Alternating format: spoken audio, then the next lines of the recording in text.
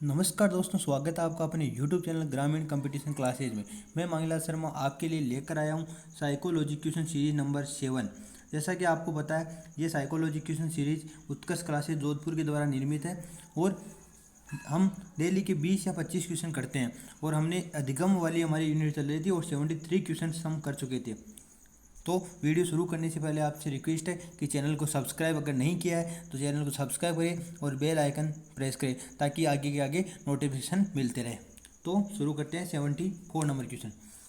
अभिकर्मित अधिगम सामग्री में जो अभिकर्मित अधिगम है, और अभिकर्मित अधिगम का आपको बता दूं कि ये दिया गया था बीएफ स्किनर के द्वारा, और बीएफ स्किनर के नैमित्तिक अनुबंधन या क्रिया प्रसूत अनुबंधन सिद्धांत पर आधारित है। तो जो अभिकर्मित अधिगम सामग्री है उसमें व्यक्तिगत विभिन्नताओं का ध्यान रखा जाता है। यह इसकी पुष्टि किस बात से होती है? इस बात से होती है कि विद्यार्थी अपनी गति से सीख सकते हैं, सामग्री बहुत रोचक होती है, सामग्री को आसान ढंग से प्रस्तुत किया जाता है, सामग्री बहुत आकर्षक होती है। तो जो अभिकर्मित अधिगम सामग्री में व्यक्तिगत भिन्नताओं, हमें ऐसा वाक्य ढूंढना है जो व्यक्तिगत विभिन्नताओं से संबंधित है। तो इसमें विद्यार्थी अपनी गति सीख सकते हैं, मतलब प्रत्येक व्यक्ति के सीखने की अपनी गति होती है और इस बात का इसमें ध्यान रखा जाता है। तो इसका मतलब व्यक्ति विभिन्नताओं का ध्यान रखा जाता है, इसका मतलब विद्यार्थी अपनी गति से सीख सकते हैं। ये क्या अपना राइट हो गया? कौन सा राइट हो गया? पहला। नेक्स्ट क्वेश्चन है 75। पियाजे के अनुसार संज्ञानात्मक बाल विकास की कितनी अवस्थाएं हैं? तो आपको जैसा कि पता है, पियाजे ने संज्ञानात्मक बाल विकास की 4 अवस्थाएं बताई थी। कितनी बताई थी? 4 अवस्थाएं। पहली अवस्था कौन सी है? पहली अवस्था है संवेदी या पेशीगामक अवस्था, जो कि जन्म से 2 वर्ष तक होती है। पहली कौन सी होगी? जन्म से 2 वर्ष, संवेदी या पेशीगामक अवस्था।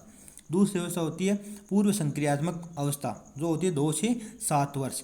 तीसरी होती है मूर्त संक्रियात्मक अवस्था, जो कि 7 से 11 वर्ष। और चौथी अवस्था होती है अमूर्त या औपचारिक संक्रियात्मक अवस्था, जो कि होती है 11 से 15 वर्ष। तो ये 4 अवस्थाएं होती है पियाजे के अनुसार संज्ञानात्मक बाल विकास की 4 अवस्थाएं होती है। नेक्स्ट प्रश्न है 76। बच्चों के बौद्धिक विकास के 4 सुस्पष्ट स्तरों को किसने पहचाना? पिछला क्वेश्चन इसी पे। बच्चों के जो बौद्धिक विकास है, संज्ञानात्मक विकास है, तो आपको पता होगा कि परीक्षा में प्रश्न है ना, जो संज्ञानात्मक विकास का नाम बौद्धिक विकास दे दिया, वर्ड चेंज होते हैं हिंदी के। तो आपको ध्यान रखना है बौद्धिक विकास के 4 सुस्पष्ट स्तरों को किसने पहचाना? तो यह पहचाना था पियाजे ने। किसने पहचाना? पियाजे ने। तो सही आंसर हो गया 4 नंबर। नेक्स्ट प्रश्न है 77। पियाजे की औपचारिक संक्रियात्मक अवस्था बालक की किस आयु अवधि को मानी जाती है? जो औपचारिक संक्रियात्मक अवस्था है ये होती है चौथी अवस्था, जिसे अमूर्त संक्रियात्मक अवस्था भी बोलते हैं या औपचारिक संक्रियात्मक अवस्था भी बोलते हैं। ये होती है 11 से 15 वर्ष। पियाजे का सिद्धांत किसके अवलोकन पर आधारित था? तो जो पियाजे का सिद्धांत है वो ऑप्शन है कुत्ते पर, बिल्ली पर, अपने बालक पर और चिंपांजी पर। तो जो जीन पियाजे का सिद्धांत था वो अपने बालक पर आधारित था और इन्होंने 4 अवस्थाएं बताई थी जो मैंने अभी पिछली बताई थी। इनकी पुस्तक का नाम है the language of thought of the child, और ये एक स्विट्जरलैंड के निवासी बायोलॉजी प्रोफेसर थे, जीव विज्ञान शास्त्री थे। ये बातें इनके बारे में आपको ध्यान रखनी है। नेक्स्ट प्रश्न है 79। पियाजे के संज्ञानात्मक विकास के चरणों के अनुसार इंद्रियगामक या संवेदी प्रेरक अवस्था किसके साथ संबंधित होती है? अनुकरण, स्मृति और मानसिक निरूपण, तार्किक रूप से समस्या समाधान की योग्यता, विकल्पों के निवेचन और विश्लेषण करने की योग्यता, सामाजिक मुद्दों से सरोकार। तो जो जीन पियाजे की पहली अवस्था है संवेदी प्रेरक अवस्था, जन्म से 2 वर्ष, उसमें अनुकरण होता है, स्मृति होती है और मानसिक निरूपण होता है। कई सारी बुक्स में ऐसा लिखा है अनुकरण को दूसरी अवस्था में माना गया है। तो आपको ध्यान रखना है अनुकरण, स्मृति और मानसिक निरूपण है वो जन्म से 2 वर्ष तक संवेदी प्रेरक अवस्था में होता है, जबकि 2 से 7 वर्ष तक पूर्व संक्रियात्मक अवस्था उसमें होता है अनुसरण। नेक्स्ट प्रश्न है 80। पियाजे के अधिगम के संज्ञानात्मक सिद्धांत के अनुसार वह प्रक्रिया जिसके द्वारा संज्ञानात्मक संरचना को संशोधित किया जाता है। और ये क्वेश्चन आप कोई सी भी 5 रीट हुई है, पाँचों को उठा के देख लो, ये प्रश्न आपको या एसएसटी में या साइंस मैथ में या लेवल फर्स्ट में मिल जाएगा, और टेट में भी बार बार पूछा जाता है। और इसका सही आंसर है स्कीमा। पियाजे के अधिगम के संज्ञानात्मक सिद्धांत के अनुसार वह प्रक्रिया जिसके द्वारा संज्ञानात्मक संरचना है, जो मस्तिष्क में संरचना है संज्ञान में, उसको संशोधित किया जाता है और नई बातें उसमें ऐड की जाती है, इसको बोलते हैं स्कीमा। नेक्स्ट प्रश्न है 81। सीखने का अंतर्दृष्टि सिद्धांत किसकी देन है? तो सीखने का सूझ सिद्धांत या अंतर्दृष्टि सिद्धांत या इनसाइट थ्योरी या पूर्ण समग्रता का सिद्धांत या पूर्णाकार का सिद्धांत, ये दिया था गेस्टाल्टवादियों ने। किसने दिया था? गेस्टाल्टवादियों ने। सही सही नंबर है 2 नंबर। गेस्टाल्टवाद के प्रतिपादक कौन है? जो गेस्टाल्टवाद है उसके प्रतिपादक कौन है? तो स्किनर, वर्दीमर, पावलोव और फ्राइड। तो इसके गेस्टाल्टवाद के प्रतिपादक है वर्दीमर, कोहलर और कोपका। जो गेस्टाल्टवाद आया था उसका प्रतिपादक तो है वर्दीमर। अगर गेस्टाल्टवाद सिद्धांत आ जाए तो इनमें वर्दीमर, कोपका और कोहलर। बालक की सोच अमूर्तता की अपेक्षा मूर्त अनुभवों एवं प्रत्ययों से होती है, यह अवस्था कौन सी है? तो जैसा कि मैंने आपको बताया था, तीसरी अवस्था होती है जो मूर्त संक्रियात्मक अवस्था होती है, वो होती है 7 से 11 वर्ष। और यहाँ ऑप्शन में देखो आप 7 से 12 दिया हुआ है, तो आपको जिद नहीं करनी है, इस पर ही ऑप्शन टिक करना है। नेक्स्ट प्रश्न है 84। फ्राइड, पियाजे एवं अन्य वैज्ञानिकों ने व्यक्तित्व विकास की विभिन्न अवस्थाओं के संदर्भ में व्याख्या की है, परंतु पियाजे ने, मतलब सभी ने, मनोवैज्ञानिक ने व्यक्तित्व विकास है उसकी विभिन्न अवस्थाओं के संदर्भ में व्याख्या की है, परंतु पियाजे ने कहा है कि विकास की अवस्थाएं वातावरण से निर्धारित होती है। ऐसा तो नहीं कहा कि शेष अवस्था के अनुभव ही अधिक प्रभावित करते हैं, बाकी अवस्थाओं के सीमित प्रभाव होते हैं। ऐसा भी नहीं कहा। विभिन्न अवस्थाओं को समझाने के लिए संज्ञानात्मक बदलाव के बारे में कहा है, तो ये सही इसका आंसर हो गया कि फ्राइड, इसने पियाजे ने विभिन्न अवस्थाओं को समझाने के लिए संज्ञानात्मक बदलाव के बारे में कहा है। नेक्स्ट प्रश्न है 85। पियाजे के अनुसार विकास की पहली अवस्था जन्म से 2 वर्ष की आयु के दौरान बच्चा सबसे बेहतर सीखता है।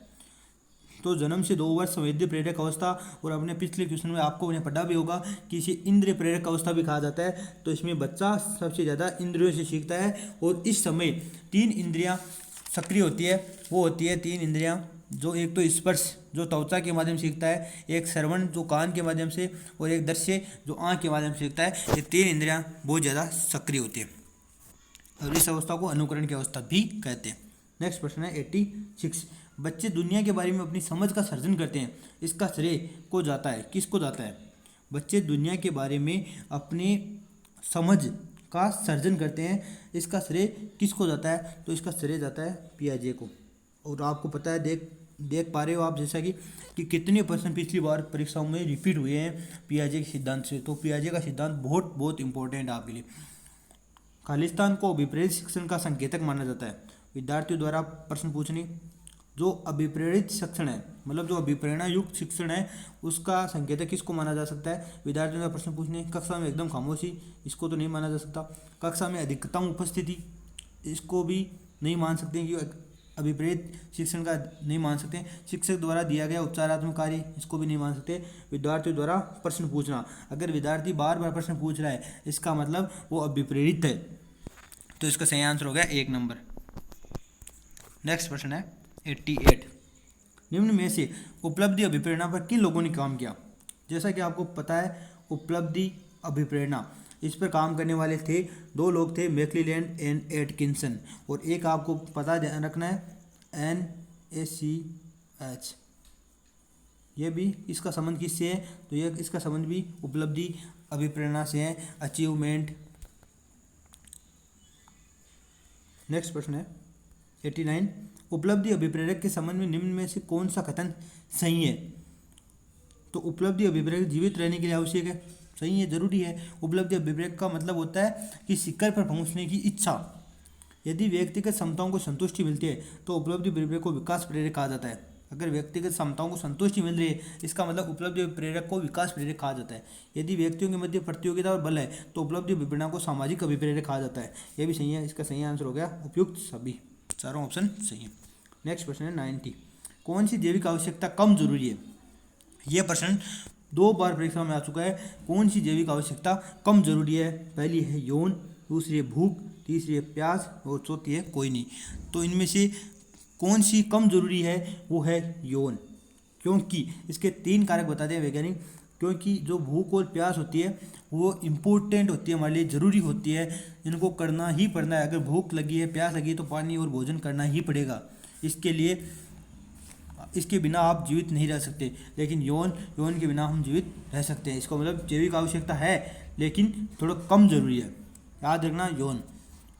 नेक्स्ट प्रश्न है 91, मूल प्रवृत्ति का सिद्धांत देने वाले कौन है? तो मूल प्रवृत्ति का नाम आता है, तो वो आता है मैकडूगल। मैकडूगल ने मूल प्रवृत्ति का सिद्धांत दिया था।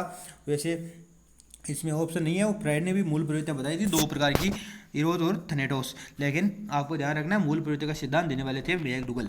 निम्न में से कौन सी जन्मजात या आंतरिक अभिप्रेरणा है? जो जन्मजात होती है उन्हीं को आंतरिक बोलते हैं। भूख, प्यास, उपलब्धि की आवश्यकता, यौन और काम। नहीं है, नहीं पूछा है कौन सी जन्मजात या आंतरिक अभिप्रेरणा नहीं है। इसका मतलब जो उपलब्धि की आवश्यकता है वो होती है बाहरी या अर्जित अभिप्रेरणा होती है, भूख, प्यास, यौन और काम, और एक होती है नींद। ये चार प्रकार की होती है जो आंतरिक अभिप्रेरणा होती है। नेक्स्ट है 93, अभिप्रेरणा से संबंधित सही क्रम इंगित कीजिए। यह अभिप्रेरणा चक्र से संबंधित प्रश्न है, जिसमें आपको पता होगा पहला होता है नीड, आवश्यकता, दूसरा होता है चालक, और तीसरा होता है इंसेंटिव। चालक को अंतर्नोद, परनोद, प्रेरक भी कहा जाता है। इंसेंटिव प्रोत्साहन या इसे बोलते हैं उद्दीपक, और नीड होती है आवश्यकता। तो जिसमें देखो आवश्यकता, परनोद और प्रोत्साहन, ये तीन क्रम ध्यान रखनी है। ये अगर नीड होगी, किसी भी शरीर में किसी भी चीज़ की कमी या अधिकता आवश्यकता कहलाती है, और उसके लिए शरीर में एक तनाव उत्पन्न होता है जो कहलाता है डी, ड्राइव, चालक या अंतर्नोद। और इस चालक की पूर्ति के लिए हम में जो प्रोत्साहन मिलता है, या जो भोजन करते हैं या जो पानी पीते हैं, इसको शांत करने के लिए वो कहलाता है प्रोत्साहन। तो इसमें आवश्यकता, परनोद और प्रोत्साहन, ये ध्यान रखना पड़ता है। नेक्स्ट प्रश्न है 94, अभिप्रेरणा की व्याख्या जन्मजात मूल प्रवृत्तियों के आधार पर की जा सकती है। किसने कहा? यह कहा था मैकडूगल ने। अभिप्रेरणा की व्याख्या था, जन्मजात मूल प्रवृत्तियों का सिद्धांत भी दिया था और इनके आधार पर इनकी व्याख्या की थी, यह कहा था मैकडूगल ने। 95 क्वेश्चन है, निम्न में से कौन सा जन्मजात प्रेरक नहीं है? यह प्रश्न देखो बार बार रिपीट हो रहा है। भूख, प्यास, नींद और आदत। आपको ध्यान रखना है भूख, प्यास, नींद और काम, ये चार जन्मजात प्रेरक है। इनके अलावा कोई ऑप्शन में आ रहा है तो इसका मतलब वो नहीं है। निम्न में से कौन सी विशेषता आंतरिक रूप से अभिप्रेत बच्चों के लिए सत्य है? वे हमेशा सफल होते हैं। असत्य पूछिए, इसका मतलब वह हमेशा सफल होते हैं। उन्हें कार्य करने में आनंद आता है। जो अभिप्रेत है आंतरिक रूप से, वो कार्य करने में खुशी का अनुभव करते हैं, रुचि लेते हैं, आनंद करते हैं। वे कार्य करते समय उच्च स्तर की ऊर्जा प्रदर्शित करते हैं। जो अभिप्रेत व्यक्ति है, जैसे कि आप भी अगर अभिप्रेत है रीट के लिए, तो आप उच्च स्तर की ऊर्जा प्रदर्शित करेंगे, पढ़ने में आनंद का अनुभूति करेंगे। वे रुचि भरे कार्यों को, चुनौती भरे कार्यों को पसंद करते हैं। वो आप भी चुनौती भरे कार्य को पसंद करते हैं, एनसीईआरटी पढ़ते हैं, रीट के लिए कहीं वीडियो देखते हैं, इसका मतलब चुनौती भरे कार्यों को पसंद करते हैं, तो वे हमेशा सफल होते हैं। अब जरूरी तो नहीं कि जो आंतरिक रूप से विपरीत है वो हमेशा सफल ही हो, तो इसका सही आंसर हो गया 1 नंबर। सफल होते हैं अधिकांश, लेकिन हम कह नहीं सकते कि जो आंतरिक रूप से विपरीत है वो सफल हुई, तो ये असत्य कथन हो गया। मूल प्रवृत्तियाँ कैसे होती है? तो मूल प्रवृत्तियाँ का आपको पता रखना है कि जो मूल प्रवृत्तियाँ हैं वो होती है जन्मजात। कौन सी होती है? मूल प्रवृत्तियाँ हमेशा जन्मजात होती है। निम्न में से जन्मजात अभिप्रेत कौन सा है? तो निद्रा, प्रशंसा, खेल, क्रोध, और मैंने आपको बताया था भूख, प्यास, नींद और काम, तो निद्रा आ गया, ये हो गया जन्मजात अभिप्रेत। निम्न में से कौन से प्रेरकों का वर्गीकरण गेट द्वारा किया गया है? तो जैसा कि आपको बताया अभिप्रेरकों का वर्गीकरण 3 लोगों ने किया था। पहला था अब्राहम मेस्लो, जिन्होंने 2 प्रकार की बताई थी, जैविक और अर्जित। इसके बाद में आया था थॉमसन, जिन्होंने बताया था, एक तो बताई थी स्वाभाविक एवं कृत्रिम, 2 प्रकार की बताई थी, एक स्वाभाविक एवं एक बताई थी कृत्रिम। इसके बाद गैरेट आया था, जिन्होंने बताई थी दैहिक, मनोवैज्ञानिक और सामाजिक। 3 प्रकार के अभिप्रेरक बताए थे, दैहिक, मनोवैज्ञानिक और सामाजिक। एकमात्र वैज्ञानिक था जिन्होंने 3 प्रकार की बताई थी, तो यह होगा इसका सही आंसर 4 नंबर। नेक्स्ट आज के लिए अब इतनी ही प्रश्न है। इसके बाद आपकी नेक्स्ट वीडियो आएगा, उसमें आपकी अधिगम वाली यूनिट समाप्त हो जाएगी, और इसके बाद हम नेक्स्ट यूनिट जो भी है बुद्धि से संबंधित है, वो अब व्यक्तित्व से संबंधित है, वो यूनिट शुरू करेंगे। और अगर आपको यह वीडियो पसंद आया तो कृपया इसको लाइक करें, सब्सक्राइब करें और शेयर करें। धन्यवाद।